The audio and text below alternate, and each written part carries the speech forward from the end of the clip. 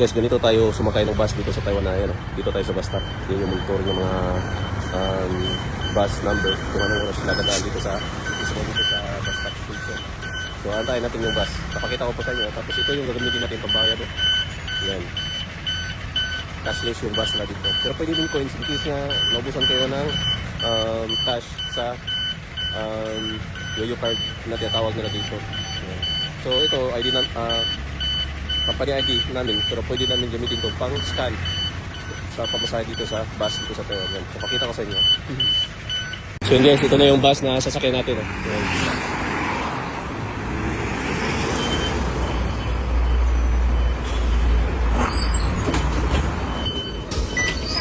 Ayos, diba?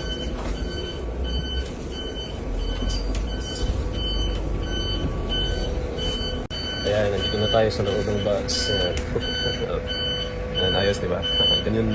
Ganun ang pamasahe sa bus na dito.